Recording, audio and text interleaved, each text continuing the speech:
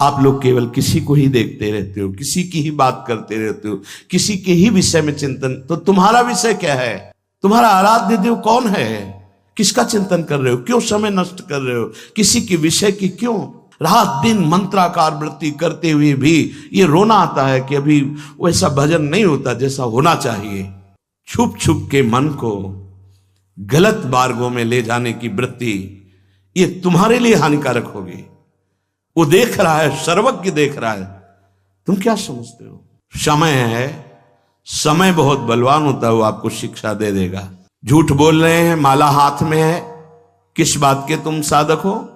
बिल्कुल हमारी प्रार्थना मान लेना, कभी भी किसी भी तरह से जो स्त्री शरीर है पुरुष शरीर से मित्रता ना होने पावे। मेरी बात मान लेना, ये तुम्हारे जीवन के लिए वो कवच होगा जो तुम्हें कोई नहीं हरा सकता।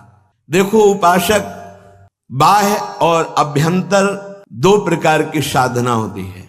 बाह्य साधना का फल होता है अभ्यंतर साधना प्रारंभ हो जाना, अंतर की साधना। ये जो बाह्य साधना हो रही इसका फल है अंतर की आसक्ति अपने आराध्य देव में जुड़ जाए।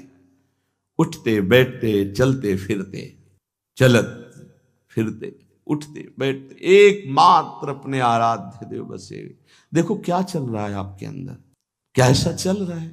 फुर्सत कब है किसी की बात, किसी को देखना, किसी को सुनना? कब फुर्सत है? आप लोग केवल किसी को ही देखते रहते हो, किसी की ही बात करते रहते हो, किसी के ही विषय में चिंतन। तो तुम्हारा विषय क्या है? तुम्हारा आराध्य देव कौन है? किसका चिंतन कर रहे हो? क्यों समय नष्ट कर रहे हो? किसी के विषय की क्यों वृत्ति क्यों अंदर लिए हुए हो? ये जितने भी नाम रूप है ये सब मिथ्या है, मायामय है। इन्हीं का चिंतन करते हुए तुम उपासक कहलाओगे? नहीं, छोड़ो। किसी की तरफ नहीं देखना, किसी की बात नहीं करनी, हमें अपनी तरफ देखना है, हमें अपने प्रीतम की बात करनी है। बाहे आप सत्संग में बैठे हैं, बाहे आप जबरदस्ती सेवा में लगे हैं। जबरदस्ती शब्द इसलिए है कि अगर आप बाहे उत्साह पूर्वक लगे तो अंतर एकांत में आपका चिंतन और हो ही नहीं सकता। अंतर में एकांतिक चिंतन केवल प्रिया प्रीतम का होता है। पूरे जीवन साधक साधक ही रहता है, तन मन के बिछुरे नहीं, पर चाह बढ़े दिन रैन। रात दिन भजन की एक अतृप्ति बनी रहती है। ऐसा लगता है क्यों बोले, कोई क्यों हमसे बात करे? नहीं, रात दिन मंत्राकार वृत्ति करते हुए भी ये रोना आता है कि अभी वैसा भजन नहीं होता जैसा होना चाहिए। अगर बाह्य साधना से आभ्यंतर आंतरिक साधना प्रारंभ नहीं हुई तो अधूरा जीवन है। आंतरिक साधना चिंतन होता है, चिंतन। सेवा करते हुए यदि आप सेव्य में आसक्त हैं, वाणी गायन करते हुए यदि सावधान हैं, तो आप देखना इसका फल होगा। आप एकांत में जब होंगे तो वही पद चिंतन चलने लगेगा, वही सेवा के विषय का चिंतन चलेगा।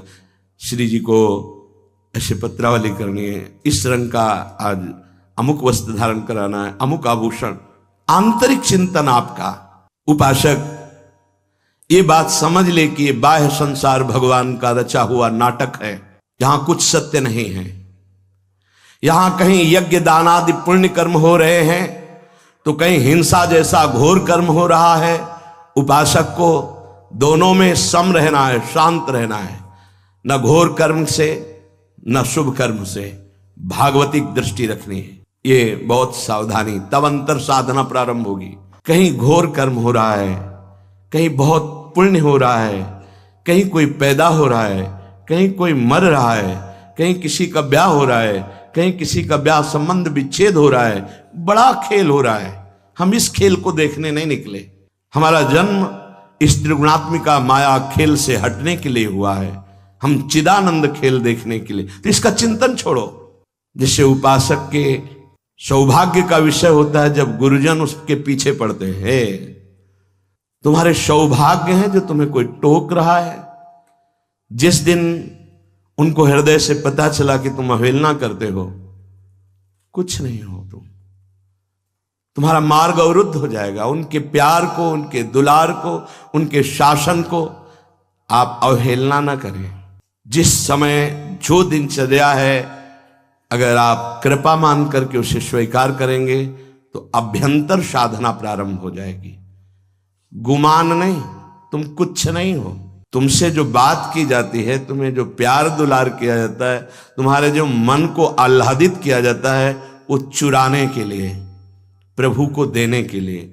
तुम नहीं दे सकते, बीच में पोस्टमैन का काम करेंगे, तुम्हारे मन को चुरा कर आराध्य देव को दे देंगे। अगर इस चेष्टा को ये माना जाए कि हमसे प्यार करते हैं, ये हमको दुलार करते, तो भूल में मत रहना।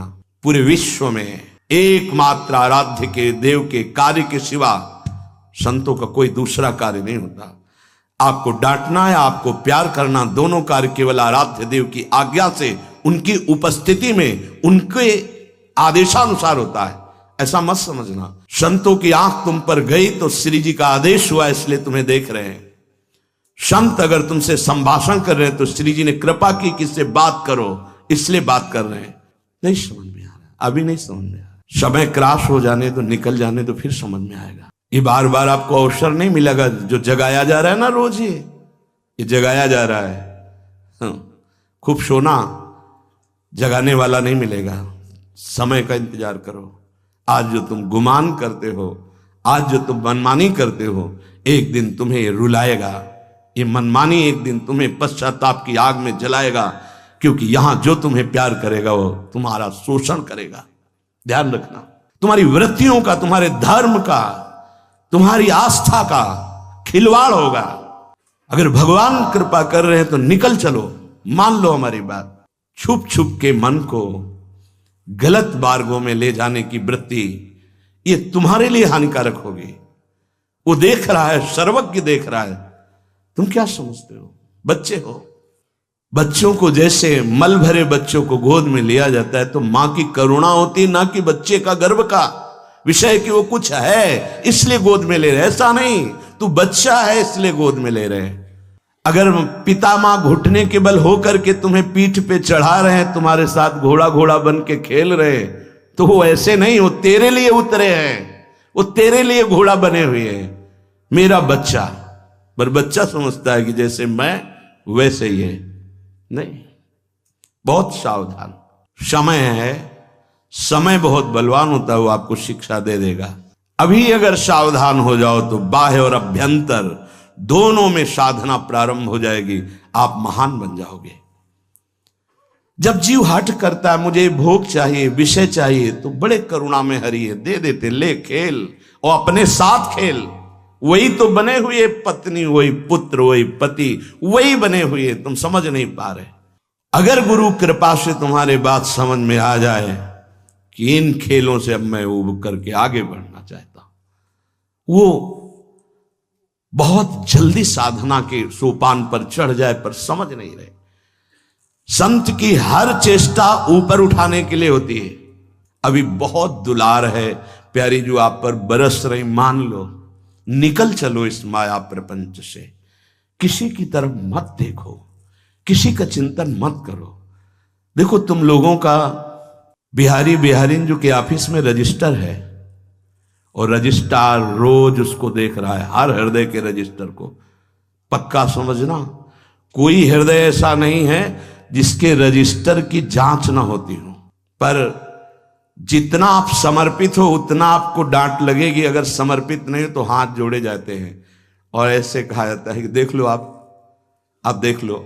धिक्कार है यदि गुरुजन ऐसा कहे, गुरुजन ऐसा कहे, देख अगर अब दोबारा दृष्टि उधर गई तो इतना अधिकार दे देना चाहिए। तन मन प्राण गुरुदेव को समर्पित मेरा अधिकार ही नहीं। पर प्रायः इससे चूक हो रही है, इसीलिए अभ्यंतर साधना का जागरण नहीं हो रहा। बाह्य क्रियाएं हो रही, अभ्यंतर साधना गुरु कृपा से जागृत होती है। ध्यान रखना, अभ्यंतर साधन मार्ग गुरु कृपा, उसी अभ्यंतर में भाव देह का प्रादुर्भाव होता है। जितना आप अपने आप को बचा के रखेंगे उतने अभ्यंतर में पर्दा लगा रहेगा, बाहरी तो आपका चलता ही रहेगा। और जितना आप अपने आप को समर्पित करते जाएंगे, अभ्यंतर पर्दा हटता चला जाएगा। इस बात को अच्छे से समझ लीजिए। साधक को इस नाटक से हटना होगा। कहीं घोर कर्म, कहीं शांत कर्म, कहीं पुण्य कर्म, कहीं पाप कर्म इस नाटक में हो रहे हैं संसार के। तुम्हें हटना होगा। यहां तक कि तुम्हें अपने पास रहने वाले के भी जीवनचर्या के विषय में ज्ञान नहीं होना चाहिए। अगर आपसे पूछा जाए कि आपके बगल वाले कमरे में जो साधक रहते हैं उनकी दिनचर्या क्या है, तो तो आपका उत्तर यही होना चाहिए कि अपरिचित हैं हम। तब हमारी जो हृदय की बात है वो तुम पर लागू हो जाएगी। अच्छा, सही सही महाराज जी, हम नहीं जानते कि वो बगल वाला साधक क्या उसकी दिनचर्या कैसे, नहीं आप तो वहीं रहते हैं, फिर भी हम नहीं जानते। हम तो सेवा से निकले, अपने कमरे में चले गए, चुप, किसी से कोई चिंतन नहीं। ये रहनी अगर आपके अंदर आ गई तो अभ्यंतर साधन जागृत हो जाएगा। बात पकड़ लीजिए। प्रत्येक उपासक कोई भी, हमें किसी के विषय में चिंतन करने का अधिकार नहीं है। हमें प्रिया प्रीतम के विषय के चिंतन, अगर हमको करुणा है कि इसका मंगल हो जाए तो उसका अधिकार गुरुदेव और आचार्य को, वो संभालेंगे। हम तो अपने हृदय को देख रहे हैं, हमारी सामर्थ्य नहीं कि हम उनको संभाल सके। इसलिए अगर हमारी प्रियता भी है तो हम प्रार्थना आचार्य और गुरुदेव से मन में करते हैं कि आप संभाल लेना, कहीं साधक भटक न जाए। हमें राग द्वेष पूर्वक चिंतन नहीं करना। ये 5 बड़े पवित्र हृदय में बातें आती हैं। पहला, ये समझ लीजिए कि सत्य से बढ़कर के कोई साधना नहीं है। सत्य, आपकी वाणी झूठ बोलना बंद करे यदि भगवत प्राप्ति करनी। हमें क्या बिगाड़ लेगा कोई, क्या बिगाड़ लेगा? हमें सत्य बोलना। अगर हमसे गलती हो गई, हम सत्य बोल रहे हैं तो प्रायश्चित हो जाएगा। हाँ, आप दंड दो, आप तिरस्कार करो। सत्य, सत्य से बढ़कर कोई साधना और कोई धर्म नहीं। पहला, आपकी वाणी में सत्य हो, आपके आचरण में सत्यता हो, आपके हृदय में सत्यता हो। ये महापुरुषों के वचन हैं। दूसरा, मौन से बढ़कर कोई तपस्या नहीं। पकड़िए, आप वाणी को मौन दीजिए, जितना आवश्यक उतना उचित बोलिए, सत्य बोलिए, धर्मयुक्त बोलिए, नहीं तो मौन हो जाइए। ये दिन भर पागलों की तरह बातें करते रहना, व्यर्थ की ग्राम्य वार्ता, जगत वार्ता। ये तुम भगवत प्राप्ति के मार्ग के वीर पुरुष हो, तुम्हें व्यर्थ का शब्द नहीं। वाणी से अपनी शक्ति का रात मत करो। बहुत जो प्रपंच की बातें करता है कभी अध्यात्म में नहीं चल सकता, क्योंकि ऊर्जा शक्ति वाणी के द्वारा नष्ट हो गई है। जो बहुत देखते हैं इधर उधर सब, टेलीविजन, मोबाइल, नेत्र शक्ति नष्ट हो गई। बहुत सुनते हैं, उनकी श्रवणेंद्रिय नष्ट हो गई, उनकी श्रवणेंद्रिय की जो आध्यात्मिक सामर्थ्य है खो दी। आप साधक हैं, आप संचय कीजिए, खोने के लिए नहीं है। पहला है, सत्य से बढ़कर कोई साधना और धर्म नहीं। ध्यान रखिए, झूठ बोल रहे हैं, माला हाथ में है, किस बात के तुम साधक हो? बिल्कुल असत्य संभाषण नहीं होना चाहिए। आपसे अमुक मिले जी, बिल्कुल सत्य, क्यों हम झूठ बोले? आपको उचित लगे तो ठीक है, अनुचित लगे तो दंड दे दीजिए। आगे से हम आप जैसा कहेंगे वैसा करेंगे। हमारा असत्य भाषण नहीं होगा, छुपाव का भाषण नहीं होगा। नहीं बात करना चाहते हम आपसे, नहीं मिलेंगे आपसे, सीधी बात है। क्या भय? चाहे गृहस्थ में हो चाहे विरक्त में हो, झूठा बोलने की क्या जरूरत? बोले नहीं, व्यापार में बोलना पड़ता है। क्यों बोलना पड़ता है? सब कोई जानता है व्यापार मुनाफे के लिए किया जा रहा है। तुम्हारा नौकर थोड़ी कोई, उसके परिवार है, उसका व्यापार है। 100 की चीज वो 100 में देगा। तुम्हें गरज हो तो लो, नहीं तो ना लो। वो कह रहा है 125। झूठ बोलने की जरूरत क्या है? सत्य बोलिए। तुम्हारी सत्य वृत्ति ही तुम्हें सुखी कर देगी, तुम्हारे कुल परंपरा को सुखी कर देगी, तुम्हें आनंद प्रदान कर देगी। क्यों झूठ बोले? कहां झूठ की बात है? जहां झूठ की बात है वहां अशांति है, चिंता है, शोक है, भय है, मृत्यु है। जो सत्य है वो अमृत है। भगवान को सत्य नारायण कहते हैं। सच्चिदानंद रूपाय, सच्चित आनंद रूपाय। सत्य छोड़ दोगे तो बचा क्या तुम्हारे पास? क्या पहले व्यापार नहीं होता था क्या? सब झूठ ही बोलते थे क्या? केवल झूठा ही लेना, झूठा ही देना, झूठा ही भोजन, झूठ चबेना, क्या बचेगा तुम्हारे पास? दूसरा, मौन। मौन से बढ़कर कोई तपस्या नहीं। वाणी के वेग को रोकिए, मौन रहना सीखिए। आवश्यक है तो बोलिए, नहीं चल दिए, हमें क्या मतलब है। आप नाराज ही तो होंगे, लेकिन हम सत्य पे चल रहे हैं तो आपके हृदय को चाहे जितना तापित होकर के हमारे प्रतिकूल सोचे, सामर्थ्य नहीं कि हमें प्रतिकूलता दे सके। तीसरा, नाम जप से बढ़कर कोई यज्ञ नहीं, कोई साधना नहीं। परम सत्य भगवान का नाम है। बहुत अमृतमय वचन बाबा बोल रहे हैं। सत्य बोलना, मौन रहना सबसे बड़ी तपस्या। और नाम जप परायण। इससे बढ़कर कोई यज्ञ नहीं, कोई साधना नहीं। यज्ञानाम जप यज्ञोस्मि भगवान बोले। चौथा, विचार से बढ़कर कोई ज्ञान नहीं। एक भी कदम रखो विचार पूर्वक, किससे मिलना है, क्या पाना है, कैसे चलना है, विचार पूर्वक। पशु बिना विचारे जे करें ते पाछे पछताएं, काम बिगाड़ो आपनो जग में होत हंसाए। विचार पूर्वक हर कार्य कीजिए। विचार ही नहीं, क्रिया कुछ हो रही, विचार कुछ हो रहा है, ऐसे नहीं। हर काम, और जिधर कदम बढ़ा दो फिर लौटाना नहीं। ये नहीं आज ऐसे, कल ऐसे, परसों ऐसे, नहीं। एक पद्धति से चलो, विचार पूर्वक चलो। कदम रख दिया तो बिल्कुल परिपक्व कदम रखा, 4 दिन बाद उसको फिर पीछे हटा के फिर ऐसा नहीं। बार बार नहीं बदलना, बार बार हमें को साधन नहीं बदलना, बार बार स्थान परिवर्तन नहीं करना, बार बार साध्य को नहीं बदलना, बार बार गुरु को नहीं बदलना। बहुत जल्दी सिद्धावस्था आ जाए, जो हमारा आसन है उस आसन पे वहीं परिपक्व अवस्था आ जाए, भजन के परमाणु आ जाएंगे। बहुत सावधानी। विचार पूर्वक आपका खान पान, व्यवहार, चलना उठना, बैठना, बोलना सब विचार पूर्वक, विचार रहित नहीं होना चाहिए। 5वां, भोग और जन समुदाय। जैसे सर्प के संग से आप डर रहे हैं, ऐसे डरना चाहिए उपासक को। संग को भुजंग के समान समझे। किसी से भी बात करो, अगर उसका कल्याण करने की भावना नहीं तो बेमतलब तर्क विवाद, तब लगता है अपने आनंद को छोड़कर क्यों बात करें। प्रभु ने सेवा दी है, इसलिए यह बात करने का समय नहीं रह गया है। कोई बिरला पिपासु आता नहीं तो सब ज्ञानी, सब चतुर, सब भगवत प्राप्त ऐसे ही प्राय मिलते। साधक तो बहुत भाग्य से मिलते हैं। कोई बिरला साधक आता है तब हृदय प्रसन्न होता है कि सच्चे मार्ग से चलना चाहता है। नहीं अहम की ऐसी बरसात हो रही है, कुछ नहीं। जब उनको तो वो कुछ नहीं है, न ज्ञान है, न भक्ति है, न अष्टांग योग है, कुछ नहीं। अहम। बचो, प्रार्थना है अपने लोगों को सेवा मिली तो ठाकुर जी जाने। संग से भुजंग के समान डरो। किसी से बात करने से डरो, किसी से मिलने से डरो, किसी से मित्रता से डरो। डरो। एकांत सेवन अमृत, समाज सेवन मृत्यु। जब तक भगवत साक्षात्कार न हो जाए उपासक को इस बात से बहुत डरना चाहिए। नेत्र झुके हुए, वाणी मौन, अपने लक्ष्य पर दृष्टि, भगवत साक्षात्कार।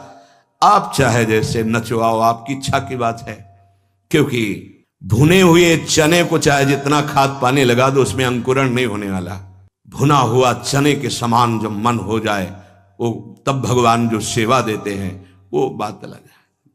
उपासक को बिल्कुल सावधान रहना। इस बात पे हमारी बहुत ध्यान दीजिए, नहीं बहुत पश्चाताप होगा, बहुत जलन होगी, बहुत हानि हो जाएगी। यहां किसी से किसी भी प्रकार का धार्मिक, भागवतिक, प्रापंचिक कोई संग न किया जाए। हमारी बात मान लेना, चाहे स्त्री शरीर हो चाहे पुरुष शरीर हो, हमारी प्रार्थना मान लेना। ये हृदय की बात कह रहा हूं। जब तक भगवत साक्षात्कार ना हो तो व्यवहारिक तो जाने दो, परमार्थिक और धार्मिक संबंध भी हमें स्वीकार नहीं करना। क्योंकि किसी भी तरह से हमारी वृत्ति चुरा न ली जाए। हमारी वृत्ति केवल हमारे आराध्य देव में रहे, बस। असंगोहम पुरुषा, मान लीजिए, मान लीजिए। इसी से परिपक्व अवस्था आती है। भोगों का त्याग और संग का त्याग, बाबा कह रहे हैं 5वीं बात है। सत्य, मौन, जपरायण, विचार पूर्वक हर कर्तव्य कर्म, और भोगों का और जन समुदाय के संग का त्याग। जब तक भगवत साक्षात्कार ना हो जाए तब तक ऐसा नहीं। साधक को बहुत सावधान रहना है। बिल्कुल हमारी प्रार्थना मान लेना, कभी भी किसी भी तरह से जो स्त्री शरीर है पुरुष शरीर से मित्रता ना होने पावे। जो पुरुष शरीर है कभी स्त्री शरीर से मित्रता न होने पावे। असत मार्ग की वृत्ति वाली किसी भी तरह से हमारी ये बात मान लेना। इसलिए कह रहा हूं कि नहीं तो जीवन भर पछताना पड़ेगा, जलना पड़ेगा, और कोई सहयोगी आपका नहीं है। 50 साल आप ब्रह्मचर्य से रहकर भजन किए, 5 मिनट आपसे चूक हो गई, पूरा विश्व आपको बख्शेगा नहीं। ध्यान रखना, कोई ये नहीं देखेगा कि ये व्यक्ति 50 साल से जल रहा था और सतमार्ग की चढ़ाई पर चढ़ रहा था। चूक हो गई, कोई नहीं बर्दाश्त करेगा। मेरी बात मान लेना, ये तुम्हारे जीवन के लिए वो कवच होगा जो तुम्हें कोई नहीं हरा सकता। कोई भी संबंध हो, भगवत संबंध के सिवा हमारा किसी से कोई संबंध नहीं। और भगवत संबंध में समाज की भी एक तार भाव होता है, साफ सिया राम में, साफ राधे श्याम में। बस अगर हमारा कोई पर्सनल किसी से संबंध है, हमारे शब्द को याद रख लेना, पश्चाताप और पराजय के सिवा कुछ नहीं मिलेगा। इसे कागज में लिख लो, हृदय में लिख लो, जीवन भर इसको तुम अमृत के समान सेवन करना। ये हृदय की बात कह रहा हूं। असंग रहना, मन न लगे तो पड़े रहना, पर किसी को दोस्त मत बना लेना, किसी से यहां अपनापन मत कर लेना। यदि ऐसा किया तो पछताना पड़ेगा, आपकी पराजय होगी और आपको जलना पड़ेगा। दोनों बातें आप समझ लेना। असंग रहना, थोड़ी देर मन पराजित करता है, हमको जलाता है, वो जलन तो ऐसे सह जाई जाती है। लेकिन जब मन की जलन मिटाने के लिए कोई क्रिया हो जाती है, कोई संबंध हो जाता है, तो जीवन भर जलना पड़ता है पश्चाताप की अग्नि में। और ये तो भूल जाना कि आपको कोई सपोर्ट देगा इस संसार में, प्रभु के सिवा कोई सपोर्ट देने वाला तुम्हारा नहीं। जो तुम्हें गुरु जी कहेंगे, जो तुम्हारी छवि को पूजेंगे, अगर कोई चूक हो गई वही तुम्हारी निंदा करेंगे, तुम्हारी छवि को नाली में फेंक देंगे। ध्यान रखना, यहां गुणों की पूजा होती है।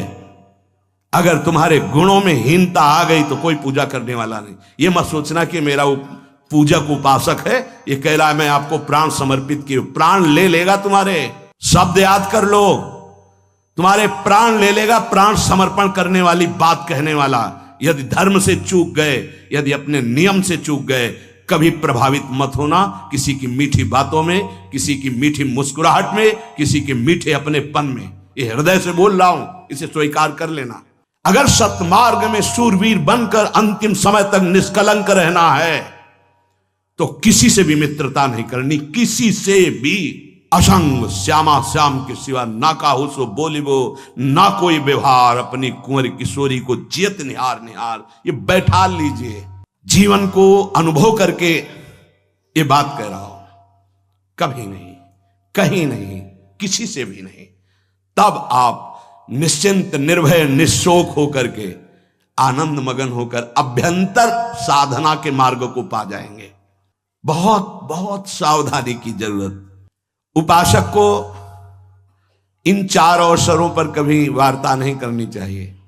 पहला, जब आप दाह संस्कार के लिए किसी के साथ जा रहे हो, दाह संस्कार हो रहा हो, उस समय सिर्फ भगवत चर्चा, सिर्फ भगवत नाम कीर्तन, इसके अलावा कोई चर्चा नहीं होनी चाहिए। बाबा कहे, चाहे गृहस्थ हो चाहे विरक्त।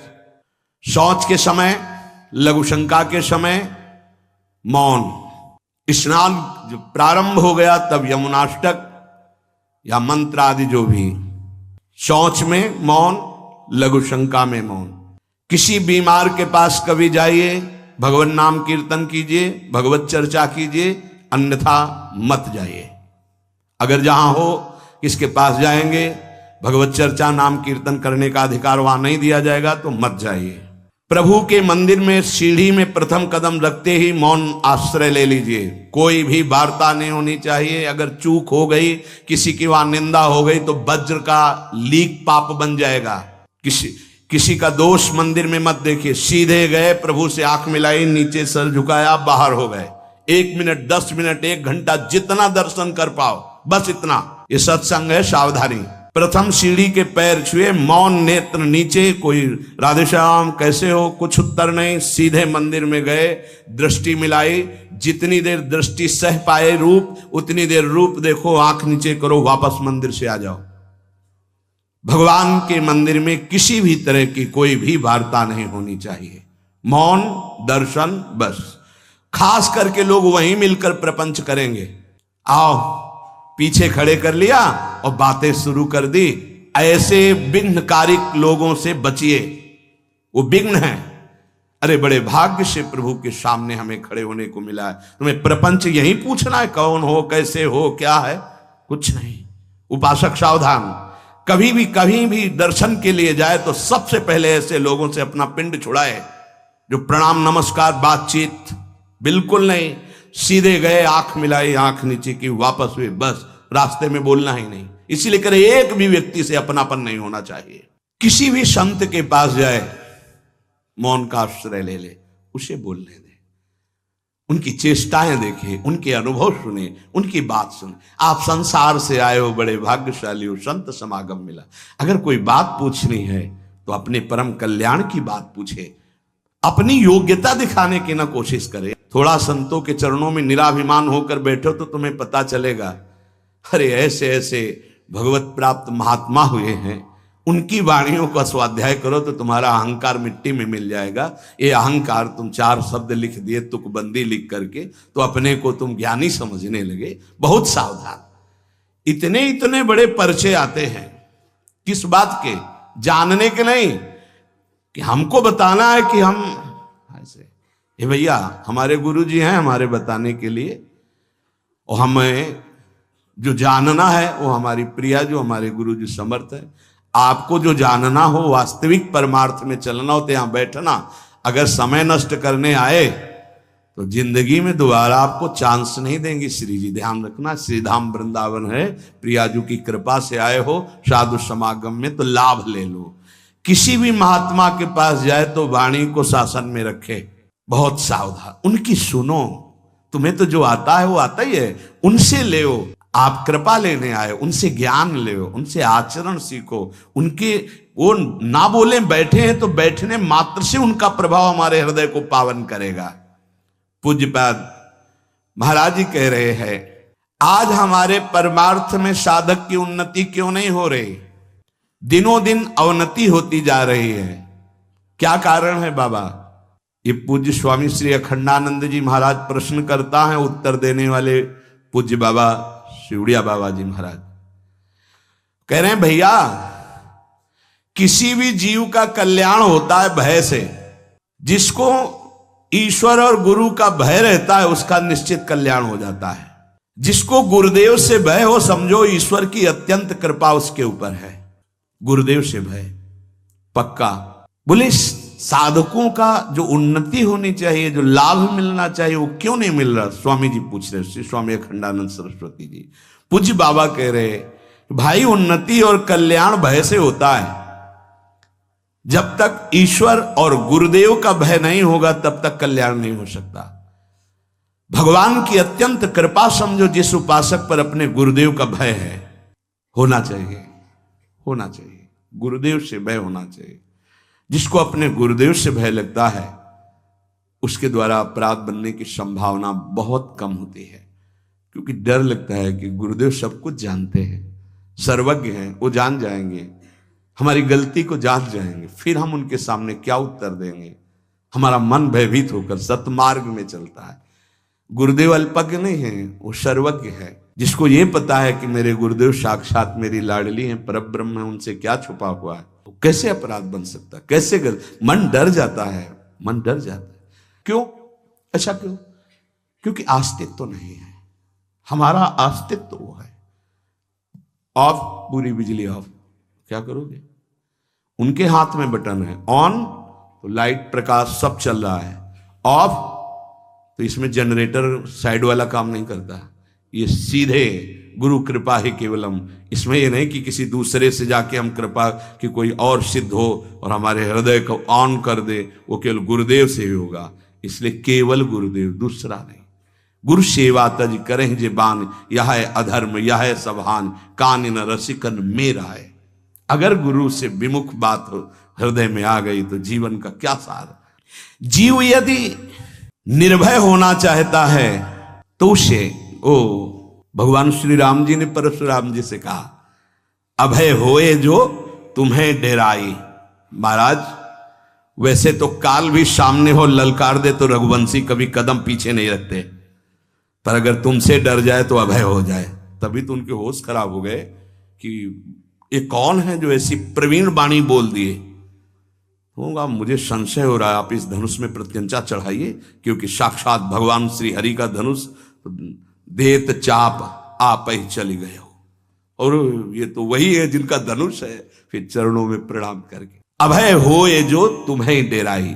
वही निर्भय हो सकता है जो गुरुदेव से भयभीत रहता है। बहुत लोग तो निंदा और पाप में फंस जाते हैं इस मार्ग में चलने वाले, क्योंकि उनको भय नहीं होता।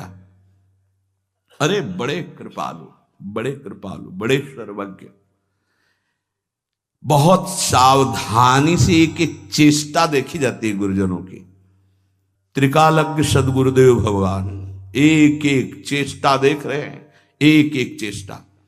पर वो जैसे माँ है अपने बच्चे को दुलार ही करती, डांटना भी दुलार ही कहा जाता है।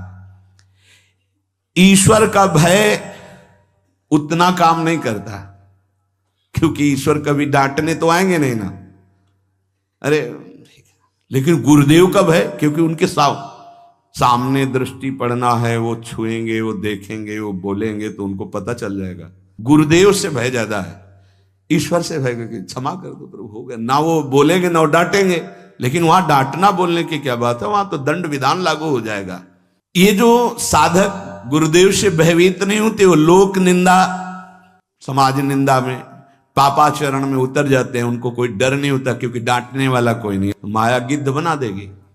गुरुदेव की कृपा से ही कोई सिद्ध होता है, नहीं तो माया रौंद देगी। बाबा कह रहे वो लोक में, निंदा में और पाप में फंस जाता है, क्योंकि गुरुदेव का शासन नहीं। ईश्वर का भय दूसरे नंबर पर, गुरुदेव का भय पहले नंबर पर। जब गुरुदेव का भय रहता है तो लोक और परलोक दोनों मंगलमय हो जाते हैं। अब जिन्होंने गुरुदेव नहीं बनाया है तो ईश्वर का भय स्वीकार कर लो। भगवान सर्वत्र देख रहे हैं तुम जो भी कर रहे हो, और हिसाब भी वही करेंगे। शरणागत का, भक्त का, शिष्य का हिसाब भगवान के हाथ में नहीं है, ध्यान रखना, गुरुदेव के हाथ में है।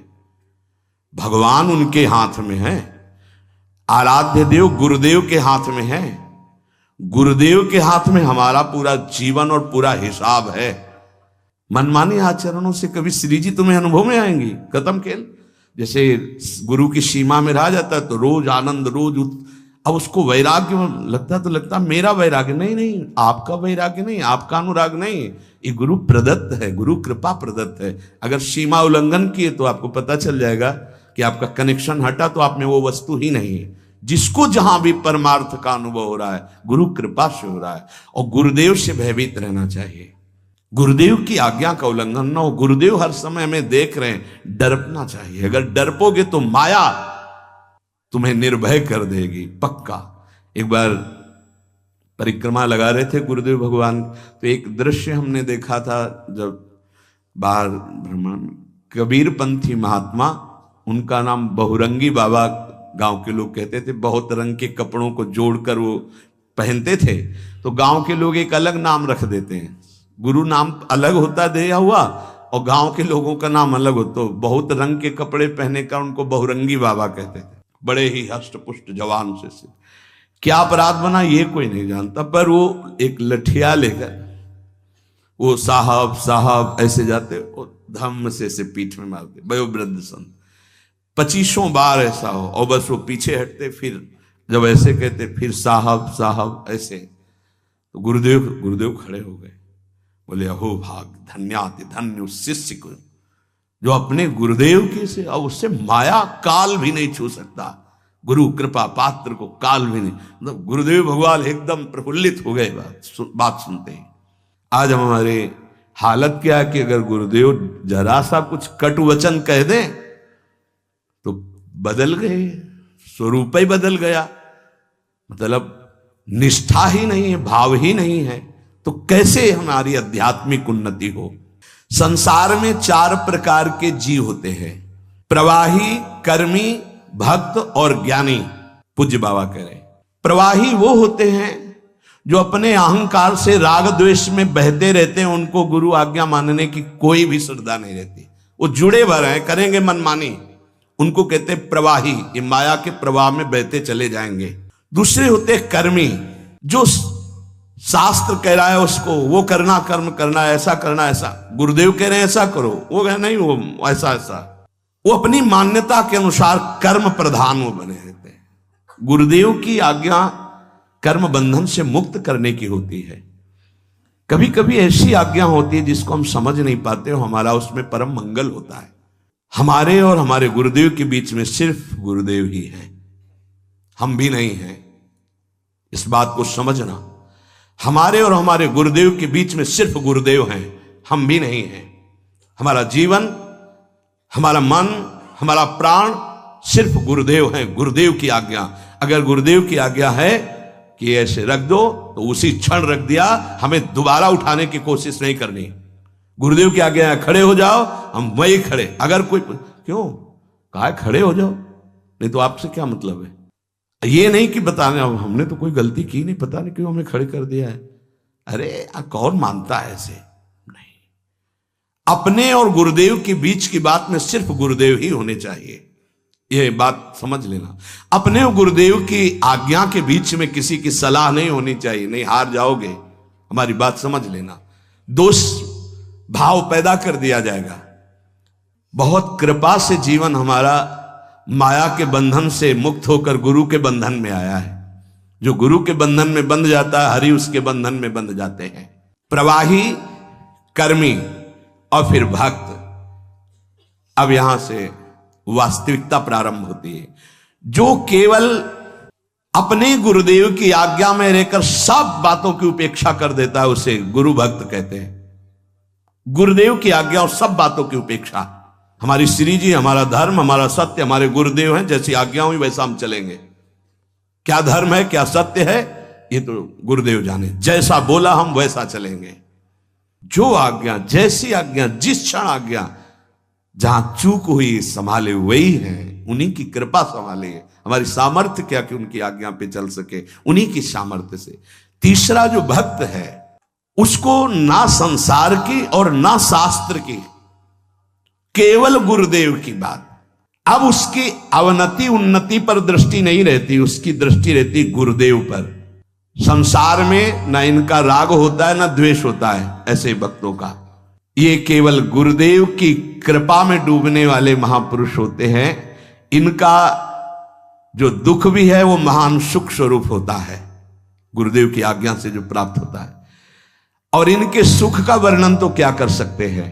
ना भोजन, ना वस्त्र, ना व्यवहार, ना शास्त्र, केवल गुरुदेव की कृपा से ही ऐसे जनों का पोषण होता है। चौथा, जब ऐसा गुरु भक्त हुआ तो चौथा, ज्ञानी। जो गुरुदेव वही शिष्य, किंचन मात्र अंतर नहीं। पूरा का पूरा हृदय गुरुदेव का उसके हृदय में प्रकाशित हो गया।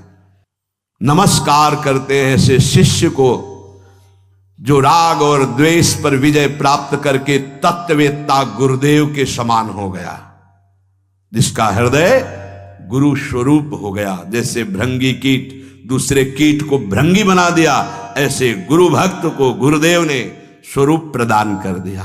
आजकल तो राग द्वेष में फंसे हुए हैं, ज्ञान की चर्चा करते हैं, गुरुदेव में